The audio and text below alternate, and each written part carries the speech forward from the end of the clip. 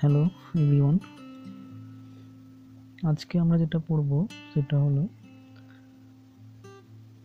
রাসায়নিক সংযোগ সূত্র, লজ অফ কেমিক্যাল কম্বিনেশন। রাসায়নিক সংযোগ সূত্রের মধ্যে কতগুলো ভাগ আছে, তাদের মধ্যে ভরের নিত্যতা সূত্র, যেটাকে ভরের সংরক্ষণ সূত্রও বলা হয়, স্থিরানুপাতের সূত্র, গুণানুপাতের সূত্র, মিথানুপাতের সূত্র আর গে-লুসাকের গ্যাস আয়তন সংক্রান্ত সূত্র। তাহলে আমরা প্রথমে যেটা পড়ছি সেটা হচ্ছে ভরের নিত্যতা সূত্র। ভরের নিত্যতা সূত্রটা কোন বিজ্ঞানী দিয়েছিলেন? বিজ্ঞানী ল্যাবোর্সিয়ে ভরের নিত্যতা সূত্র সম্পর্কে ব্যাখ্যা, ভরের নিত্যতা সূত্রটা প্রবর্তন করেছিলেন। এই বিজ্ঞানী ল্যাবোর্সিয়ে হাইড্রোজেন গ্যাসের নামকরণ করেছিলেন।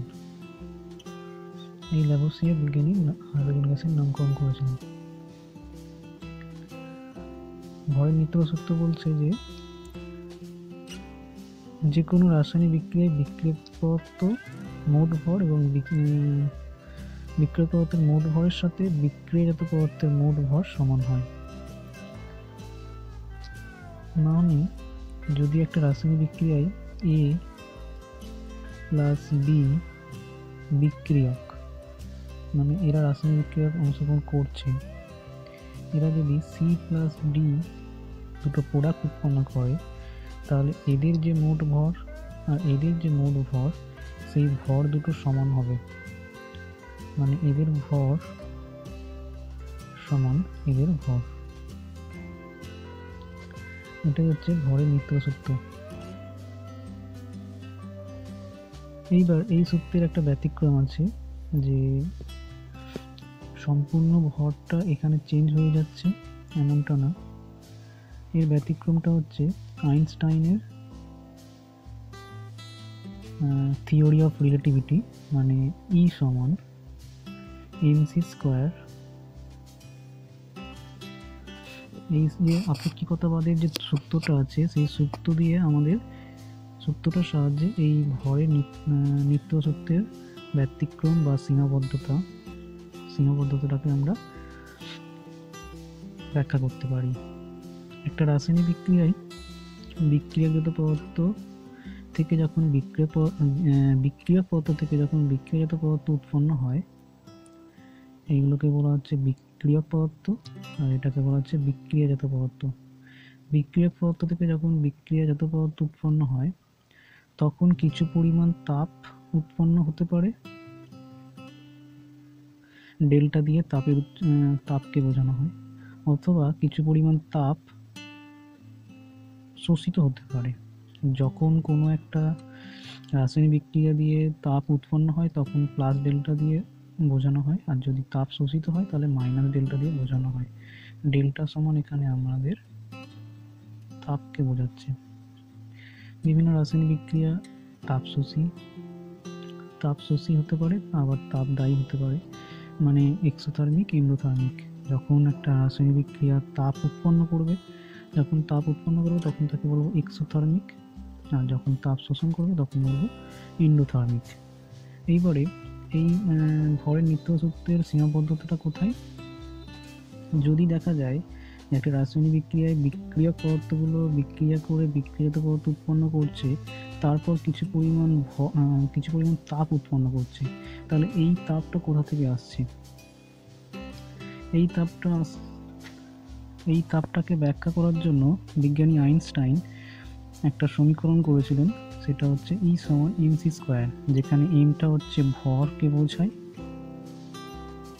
আর সিটাকে বলছে আলোর গতিবেগ।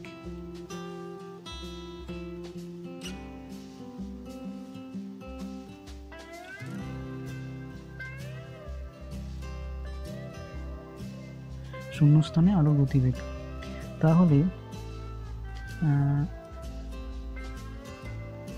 তাহলে একটা রাসায়নিক বিক্রিয়া থেকে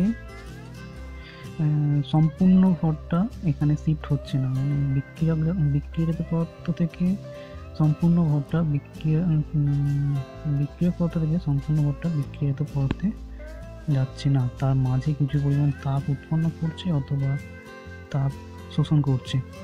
যখন কোনো একটা রাসায়নিক বিক্রিয়ায় তাপ উৎপন্ন করে তখন বিক্রিয়ক পদার্থের মোট ভর বিক্রিয়াজাত পদার্থের মোট ভরের থেকে বেশি হয়। মানে A প্লাস বি যে ভরটা হবে সেটা হবে C প্লাস ডি এর থেকে বেশি। তাহলে এখানে বেশি এখানে কম, এই কমে যাচ্ছে কি করে? এই কমে যাচ্ছে এই তাপ উৎপন্নর মাধ্যমে। যে কমে যাওয়াটা সাধারণ তুলাযন্ত্রের সাহায্যে, মানে সাধারণ যে আমাদের ওজন করার যন্ত্র আছে, ভর মাপার যন্ত্র, সেই যন্ত্রের সাহায্যে এই সামান্য পরিবর্তনটাকে একদমই সূক্ষ্ম পরিবর্তন, এই সূক্ষ্ম পরিবর্তনটাকে কোনো রকম যত সুবেদী যন্ত্র হোক না কেন, তুলাযন্ত্র হোক না কেন, সেই যন্ত্রের সাহায্যে এই সূক্ষ্ম পরিবর্তনকে কোনোভাবেই ধরা যায় না। মানে এখানে এর ওজনটা আর এর ওজনটা প্রায় একই হবে যদি সাধারণ তুলাযন্ত্রের সাহায্যে বা যে কোনো তুলাযন্ত্রের সাহায্যেই করি না কেন, তাহলে এটা একই হবে, কোনো রকম চেঞ্জ হবে না। কিন্তু যেহেতু তাপ উৎপন্ন হচ্ছে, তার মানে কি কিছু এখানে এইটা হচ্ছে শক্তি বা তাপ। তাহলে শক্তি মানে এখানে কি তাপ শক্তি উৎপন্ন হচ্ছে। তাহলে এখানে যে ভরটা যে যখন এক্সোথার্মিক রিয়াকশনের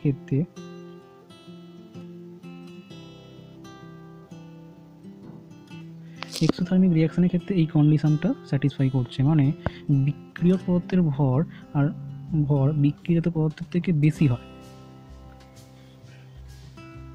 বিক্রিয়ক পদার্থের থেকে বেশি হয়। তাহলে এই যে ভরের যে সূক্ষ্ম পরিবর্তন, এই সূক্ষ্ম পরিবর্তনের ধরা যাক এম পরিমাণ একটা ভর লস হয়েছে, মানে এখান থেকে এখানে ভর কমেছে, মানে কি ভরটা কিছু পরিমাণ ভর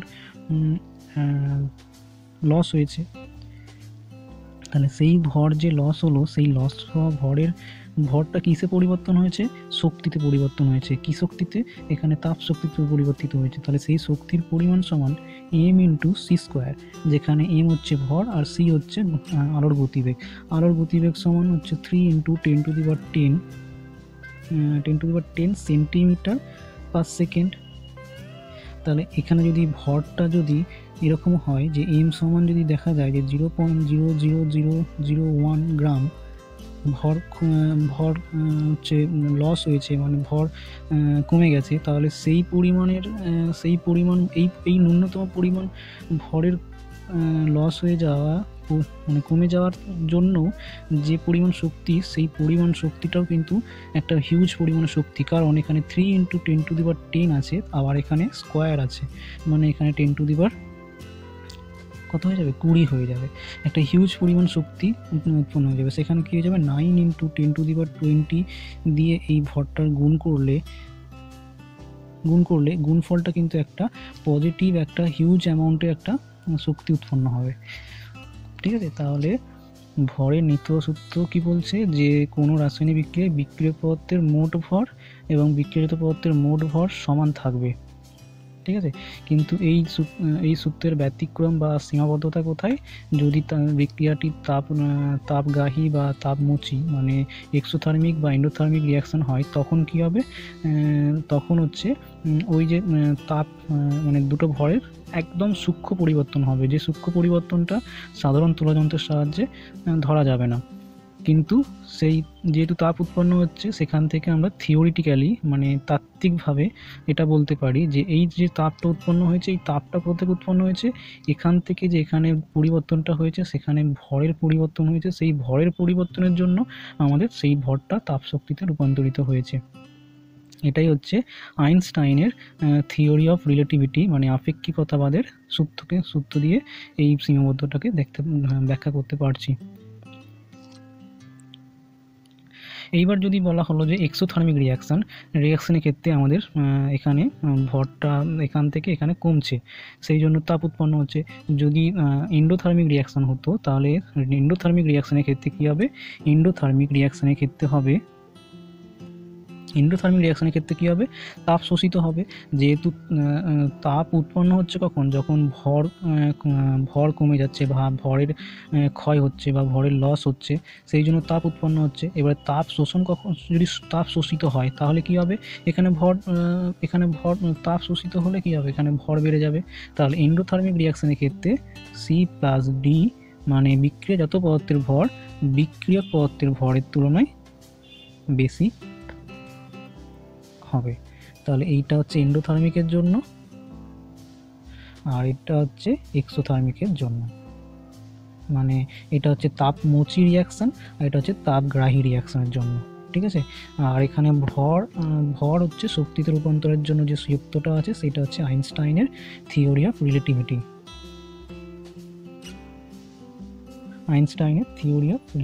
সূত্র, ঠিক আছে। এইবার এই সীমাবদ্ধতাকে কী বুঝতে পারছি, যে এখানে যে ভরটা থাকবে আর এখানে সব কিছু মিলিয়ে কিন্তু দুটো সমান হয়ে যাচ্ছে। তাহলে বিক্রিয়ক পদার্থের মোট ভর এবং বিক্রিয়াজাত পদার্থের মোট ভরের সাথে তাপ আর এই তাপ উৎপন্ন হওয়া আর অথবা তাপ শোষণ হওয়ার ফলে যে একটা রিয়াকশন হবে সেইটা কিন্তু আমাদের আপেক্ষিকভাবে সমান হচ্ছে, যেটা ভর এবং ভরের নীতি সূত্রের একটা সূত্র, যেটা হচ্ছে বিজ্ঞানী ল্যাভোসিয়ে যিনি হাইড্রোজেন গ্যাসের নামকরণ করেছিলেন তিনি হচ্ছে এই ভরের নীতি সূত্রটা দিয়েছিলেন।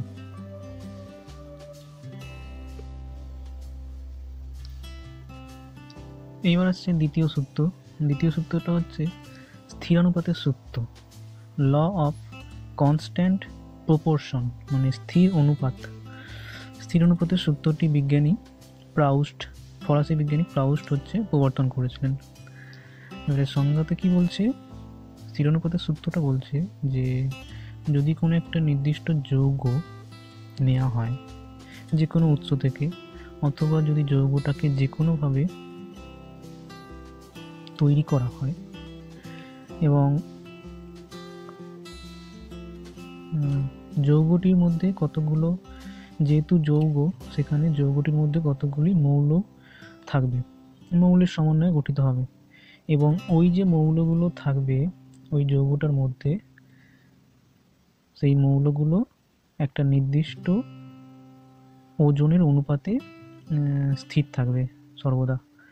মানে যদি আমরা এইভাবে ভাবি যে কোনো একটা স্টুডেন্ট জল একটা যৌগ, কোনো একটা স্টুডেন্ট বিভিন্ন জলের নমুনা হচ্ছে সংগ্রহ করেছে।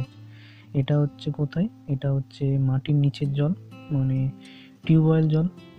আর এখানে আরেকটা জল নিয়েছে, যেটা হচ্ছে পুকুর থেকে জল নিয়েছে, আর একজন জল নিয়েছে হচ্ছে নদী থেকে জল নিয়েছে। যেহেতু জল, তাই প্রতি ক্ষেত্রেই যৌগটার সংকেত কী হবে, H2O, তিনটে ক্ষেত্রেই জলের নমুনাগুলোতে প্রত্যেকটারই জলের সংকেত হবে এটা, মানে জলটা যৌগ। এবার জলটা যে উৎপন্ন হয়েছে সেটার জন্য কী কী লেগেছে, 2 অণু হাইড্রোজেন অ্যাটম আর হচ্ছে 1 অণু অক্সিজেন অ্যাটম। এখানেও 2 অণু হাইড্রোজেন অ্যাটম, 1 অণু অক্সিজেন অ্যাটম। তাহলে আমি এটাকে A স্যাম্পেল বলছি, এটাকে B স্যাম্পেল বলছি, এটাকে C স্যাম্পেল বলছি। তাহলে এখানে হচ্ছে এটা 2টো হাইড্রোজেন 1টা অক্সিজেন।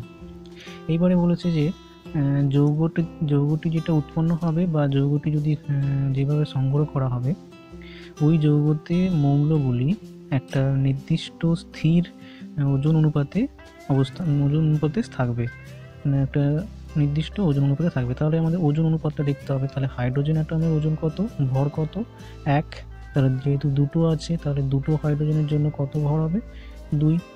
এবার অনুপাত হবে অক্সিজেন, এটা একটা অক্সিজেন বোঝাচ্ছে, এটা ও মানে 0 না, এটা 10 বোঝাচ্ছে না, এটা হচ্ছে অক্সিজেনকে বোঝাচ্ছে। তাহলে একটা অক্সিজেনের ভর কত, একটা অক্সিজেনের ভর হচ্ছে 16, ঠিক আছে। একটা অক্সিজেনের ভর হচ্ছে 16। তাহলে অনুপাতটাকে যদি আমি সিম্পলিফাই করি তাহলে 1:8 আসছে। এখানেও একইভাবে 2 × 16 মানে 1:8 আসবে। একইভাবে এখানেও আসবে 1:8ই আসবে। তাহলে দেখা যাচ্ছে যে 3টে স্যাম্পেল, জলের স্যাম্পেল, যেখানে এটা হচ্ছে মাটির তলা থেকে নেওয়া হয়েছে, মাটির তলা জল, টিউবওয়েল জল, এটা পুকুর থেকে, এটা নদী থেকে। প্রত্যেক ক্ষেত্রেই দেখা যাচ্ছে যে জলের সংকেত হচ্ছে H2O। এই H2O-তে মধ্যে যে সমস্ত যে মৌলগুলো আছে সেটা হচ্ছে হাইড্রোজেন আর অক্সিজেন। দুটো হাইড্রোজেন, একটা অক্সিজেন। এবারে দুটো হাইড্রোজেনের ভর হচ্ছে 2 আর একটা অক্সিজেনের ভর হচ্ছে 16। তাহলে সেটাকে সিম্পলিফাই করলে দেখতে পাচ্ছি যে 1:8। তাহলে এই যৌগটা উৎপন্ন করার জন্য যে সমস্ত মৌলগুলো লেগেছে মানে হাইড্রোজেন আর অক্সিজেন, সেই অনুপাতটা কত? 1:8। এইটাতেও অনুপাতটা একই হচ্ছে, এটাতেও একই হচ্ছে, এটাতেও একই হচ্ছে। সেটাই বলছে যে তাহলে যেভাবেই সংগ্রহ করি না কেন অথবা যেভাবেই উৎপন্ন করি না কেন, প্রতি ক্ষেত্রেই যৌগটির মধ্যে উপাদান মৌলগুলি একটা নির্দিষ্ট কনস্ট্যান্ট অনুপাতে থাকবে। এটাই হচ্ছে স্থিরানুপাতের সূত্র। এবারে জলগুলো সংগ্রহ করা হয়েছে বিভিন্ন জায়গা থেকে। এবারে যদি জলগুলোকে উৎপন্ন করা হতো, জলগুলো উৎপন্ন করা কীভাবে করা হবে? হাইড্রোজেন গ্যাস আর অক্সিজেন গ্যাসকে যদি কী বলে উচ্চ মানে তড়িৎ মানে দেওয়া হয়, উচ্চ তড়িৎ স্ফুলাঙ্ক দেওয়া হয়, যেটা দিলে হচ্ছে জল উৎপন্ন হবে। এইটা একটা প্রসেস, ঠিক আছে, যে এটা একটা মানে কী বলে, এটা তড়িৎ, ইলেকট্রিসিটি, হাই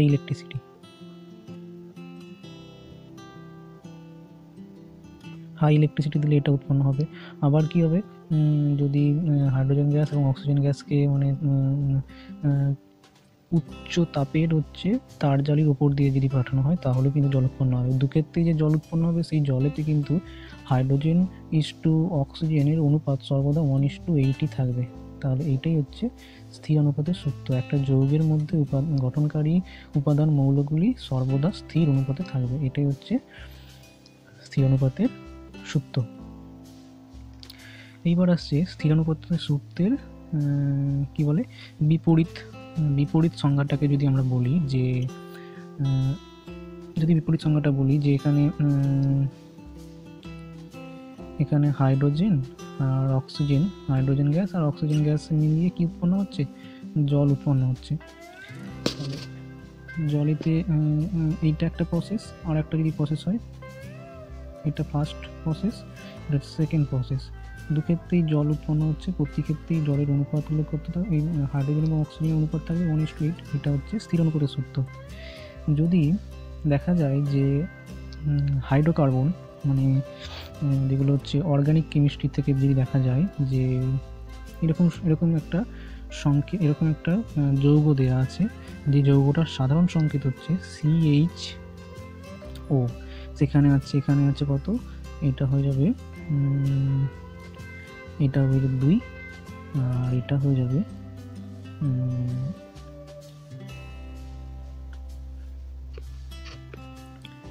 তাহলে CH2 এই C2H6O। এই সংকেত দিয়ে আমরা একটা যৌগ পেয়েছি, ঠিক আছে। তাহলে এখানে মৌলগুলো কি? কার্বন, হাইড্রোজেন আর অক্সিজেন, ঠিক আছে। তাহলে এদের অনুপাতগুলো কিন্তু একই থাকছে। অনুপাতগুলো ওজনের অনুপাতটা কি হবে? কার্বনের জন্য হচ্ছে 12, 12 × 2, এর জন্য হচ্ছে 1 × 6, আর এটার জন্য হচ্ছে 16। তাহলে এখান থেকে কত চলে আসবে? 2 করে বাদ দিই, প্রথমে 12:3:8। এই অনুপাতটা হচ্ছে এই যৌগটার মধ্যে উপাদান মৌলগুলির অনুপাত। আবার এখানে সংজ্ঞাটা কি বলেছে? একটি নির্দিষ্ট যৌগের ক্ষেত্রে উপাদান মৌলগুলির সর্বদা একই অনুপাতে থাকবে। কতগুলি নির্দিষ্ট মৌলের সমন্বয়ে গঠিত হলে এবং তাদের ওজন অনুপাত সর্বদা একই হবে, মানে একটা নির্দিষ্ট যৌগের ক্ষেত্রে। কিন্তু আমরা এই যে যৌগটাকে আমরা এটাকে কীভাবে লিখতে পারি? CH3OCH3 অথবা CH3CH2OH। তাহলে একটা হয়ে যাচ্ছে ইথার আর একটা হয়ে যাচ্ছে অ্যালকোহল। তাহলে দুটো যৌগ তো আলাদা বৈশিষ্ট্যের যৌগ, কিন্তু এই যৌগগুলির মধ্যে উপাদান মৌলগুলির অনুপাত, ওজন অনুপাত একই হবে, স্থির অনুপাতে মেনে চলবে, কিন্তু যৌগটা কিন্তু নির্দিষ্ট যৌগ হচ্ছে না, নির্দিষ্ট একটা যৌগ হচ্ছে না, যৌগ দুটো চেঞ্জ হয়ে যাচ্ছে। এটাই হচ্ছে স্থির অনুপাতের বিপরীত সূত্র। মানে বিপরীতভাবে যদি আমরা বলি, রিভার্স যদি বলি, যে নির্দিষ্ট কতগুলো মৌল নিয়ে যদি একটা যৌগ উৎপন্ন হয়, তাহলে সেই যৌগটা একটি নির্দিষ্ট যৌগ হবে। এই যে বিপরীত সংজ্ঞাটা, এটা ভুল, এটা সবসময় ঠিক হয় না। তার প্রমাণ কোথায়? তার প্রমাণ হচ্ছে এইগুলো হচ্ছে অর্গানিক বা হাইড্রোকার্বনের চ্যাপ্টারতে দেখা যাবে যে এই দুটো যৌগের মধ্যে প্রধান মৌলগুলির অনুপাত একই হলেও কিন্তু যৌগ দুটি ভিন্ন। ঠিক আছে, এটা হচ্ছে কার্যকরী গ্রুপ ঘটিত আইসোমার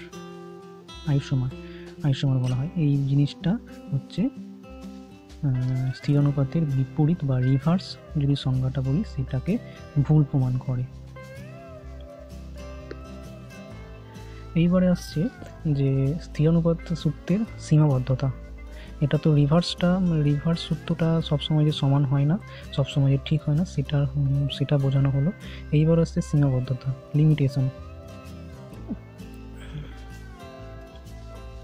লিমিটেশনটা হচ্ছে আইসোটোপের আবিষ্কার। ঠিক আছে, আইসোটোপের আবিষ্কার যখনই হয়ে গেল, তখনই এই সূত্রের মধ্যে একটা লিমিটেশন চলে আসলো। যদি আমরা জল ভাবি, জলের সংজ্ঞা কি? H2O। এখানে এটা জলের সংজ্ঞা। ঠিক আছে, এখানে যদি জল আর হাইড্রোজেন অ্যাটম আর অক্সিজেন অ্যাটমের সংজ্ঞা অনুপাতটা দেখি, সেটা হয়ে যাবে 1:8। এটা হচ্ছে জলের মধ্যে হাইড্রোজেন এবং অক্সিজেন অ্যাটমের অনুপাত। কিন্তু আমরা জানি কি, হাইড্রোজেন অ্যাটমেরও আইসোটোপ আছে, 3টে আইসোটোপ, তোমার হচ্ছে 1:1 পোটিয়াম, ডয়টেরিয়াম, টিট্রিয়াম। আর অক্সিজেনেরও বিভিন্ন আইসোটোপ আছে, যেখানে অক্সিজেন এটা 16, এটা হচ্ছে 16-এর জন্য এই অনুপাতটা আসছে। এইবার যদি অক্সিজেনের অন্য একটা আইসোটোপ নেওয়া হয়, যেটা হচ্ছে 17, অথবা যদি নেওয়া হয় অক্সিজেনের 18 অনুপাতটা যদি নেওয়া হয়, তাহলে কিন্তু এইগুলো হচ্ছে জলকেই বোঝাচ্ছে, কিন্তু এদের মধ্যে যে হাইড্রোজেন এবং অক্সিজেনের অনুপাত, সেই অনুপাতটা কিন্তু আমাদের চেঞ্জ হয়ে যাচ্ছে। সেখানে কত হয়ে যাবে? 8.5, আর এখানে হয়ে যাবে 1:9। তাহলে একই জল বলছি আমরা, প্রত্যেকটাকেই আমরা জল বলছি, এটাকেও জল বলছি আর এটাকেও জল বলছি, কিন্তু জলের মধ্যে হাইড্রোজেন গঠনকারী হাইড্রোজেন এবং অক্সিজেন অনুপাত দুটো চেঞ্জ হয়ে যাচ্ছে। কখন? যখন আইসোটোপটা যখন আবিষ্কার হয়ে যাচ্ছে, এইগুলোকে বলছে আইসোটোপের আবিষ্কারের ফলে জলের মধ্যে হাইড্রোজেন এবং অক্সিজেন অ্যাটমের অনুপাতটা চেঞ্জ হয়ে যাচ্ছে। এটাই হচ্ছে স্থির অনুপাত সূত্রের সীমাবদ্ধতা বা লিমিটেশন। তৃতীয় সূত্রটা হচ্ছে গুণানুপাতের সূত্র, ল অফ মাল্টিপল প্রপোর্শন। আগেরটা ছিল কনস্ট্যান্ট প্রপোর্শন, এটা হচ্ছে মাল্টিপল প্রপোর্শন। জিনিসটা কি? ধরা যাক দুটো মৌল দিয়ে একটা যৌগ উৎপন্ন হচ্ছে, এবারে দুটো মৌল দিয়ে যে যৌগ উৎপন্ন হচ্ছে, সেই যৌগগুলো 2 বা তার বেশি হতে পারে, এবং ওই যে যৌগগুলো উৎপন্ন হলো, ওই যৌগগুলোতে একটি নির্দিষ্ট মৌলের একটি নির্দিষ্ট ওজনের সাথে অপর যে মৌলটি যুক্ত হয়ে 2 বা তার বেশি যৌগ উৎপন্ন করবে, সেই অপর মৌলটার যে ওজনের অনুপাতগুলো থাকবে বিভিন্ন যৌগের মধ্যে, সেই ওজনগুলোর মধ্যে একটা সরল অনুপাত থাকবে। এটাই হচ্ছে গুণানুপাতের সূত্র। জিনিসটা সংজ্ঞাটা বই থেকে তোমরা পড়বে, আমি জাস্ট বোঝাচ্ছি এখানে জিনিসটা। সংজ্ঞাটা পড়ে নেবে এবার বই থেকে। তাহলে দেখা যাচ্ছে যে আমাদের দুটো মৌল ধরে নিচ্ছি আমরা, একটা কার্বন, একটা হচ্ছে হাইড্রোজেন, দুটো মৌল। এই দুটো মৌল দিয়ে যৌগ উৎপন্ন হবে, সেটা কত ধরনের? দুটো হতে পারে, একটা হতে পারে অথবা 2 এর বেশি হতে পারে। আমরা এখানে কোনটা ধরবো? 2 আর তার বেশি। তাহলে এই দুটো মৌল দিয়ে আমাদের যে যৌগগুলো উৎপন্ন হচ্ছে সেটা 2 বা তার বেশি ধরছি আমরা। এবারে ধরছি এরকম 2C2H4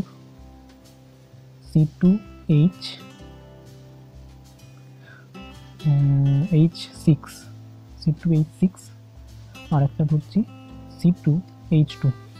ঠিক আছে, তাহলে যেহেতু C2 সব জায়গাতেই আছে, তার মানে কি C2-র যে ওজনটা হবে, মানে এটা একটা নির্দিষ্ট মৌল ধরছি, তার সাথে হাইড্রোজেনের পরিমাণ চেঞ্জ হচ্ছে। তার মানে এখানে আমরা অনুপাতটা কোনটা দেখব? হাইড্রোজেন অ্যাটমের অনুপাতগুলো দেখব। কিসের অনুপাত? ওজন অনুপাত। তাহলে C2 সব জায়গাতেই একই আছে, তাহলে C2 এখানে কত হবে? এখানে 12 দুগুণে 24, এখানেও 24, এখানেও 24। কিন্তু এখানে হাইড্রোজেন কতগুলো লেগে আছে দুটো কার্বনের সাথে? 4টে হাইড্রোজেন, এখানে 6টা হাইড্রোজেন, এখানে 2টো হাইড্রোজেন। তাহলে এখানে হাইড্রোজেনের অনুপাত কত? 4, মানে হাইড্রোজেনের সংখ্যা কত? 4। তাহলে এই সংখ্যাটার সাথে এখানে হাইড্রোজেনের সংখ্যা কত? 6 মানে ওজনটাই হয়ে যাচ্ছে, কারণ হাইড্রোজেনের তো একটা হাইড্রোজেনের ওজন কত? 1, সেই জন্য 1 × 4 মানে 4, 1 × 6 মানে 6, তাহলে 2 × 1 মানে 2। তাহলে তিনটে যৌগ যেগুলোতে একই ধরনের মৌল আছে কিন্তু সেখানে একটি নির্দিষ্ট মৌল কার্বনের সাথে ভিন্ন ভিন্ন অ্যামাউন্টে ভিন্ন ভিন্ন সংখ্যায় অপর একটি মৌল যুক্ত আছে, যোগ আছে। এবারে সেই অপর মৌলটার যে অনুপাতগুলো হবে তিনটে যৌগের ক্ষেত্রে তাদের মধ্যে একটা সরল অনুপাত থাকবে, সেইটাই হচ্ছে এখানে দেখানো হবে। তাহলে এখানে অনুপাত আছে, তাহলে আমি যদি এটাকে এ মৌল ধরি, যৌগ ধরি, এটা বি যৌগ ধরি, তাহলে সি যৌগ ধরি, তাহলে এ বি সি যৌগের মধ্যে হাইড্রোজেনের অনুপাতগুলো কি হবে? তাহলে এ বি সি, তাহলে এ বি সি যৌগের মধ্যে হাইড্রোজেনের অনুপাতটা কি হবে? অনুপাতটা হয়ে যাবে আমাদের এর ক্ষেত্রে 4টে, বি এর ক্ষেত্রে 6টা, আর সি এর ক্ষেত্রে 2টো। তাহলে অনুপাতটা হবে 2:3:1। তাহলে এটা একটা সরল অনুপাত, তাহলে এই সরল অনুপাতে থাকছে। এটাই হচ্ছে গুণ অনুপাতের সূত্র। মানে দুটো ভিন্ন মৌল দিয়ে যখন একটি যৌগ উৎপন্ন হয়, 2 বা তার বেশি, এখানে 3টে যৌগ দেখানো হয়েছে, 2 বা তার বেশি যৌগ উৎপন্ন হবে, তখন একটি নির্দিষ্ট মৌলের ওজনের সাথে অপর মৌলটি ভিন্ন ভিন্ন ওজন অনুপাতে যুক্ত হবে, এবং সেই যে ওজন অনুপাতটা থাকবে সেই ওজন অনুপাতটা একটা সরল অনুপাত থাকবে। এটাই হচ্ছে গুণ অনুপাতের সূত্র।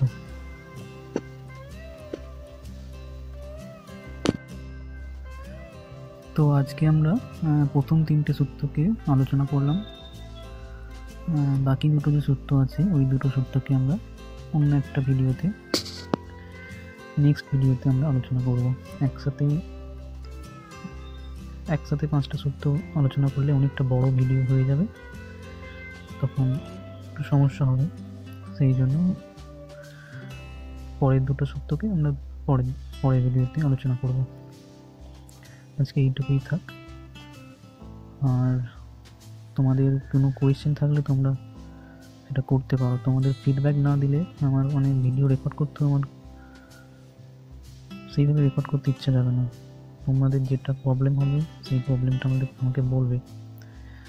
আর যে টপিকটা আলোচনা করলে তোমাদের কোনো কাজে দেবে, বা যে টপিকের উপর ভিডিও তৈরি করলে তোমাদের লাভ হবে, সেই টপিকগুলো তোমরা আমাকে গ্রুপে তাহলে বললে সেই টপিকের উপর আমি ভিডিও তৈরি করে দেবো।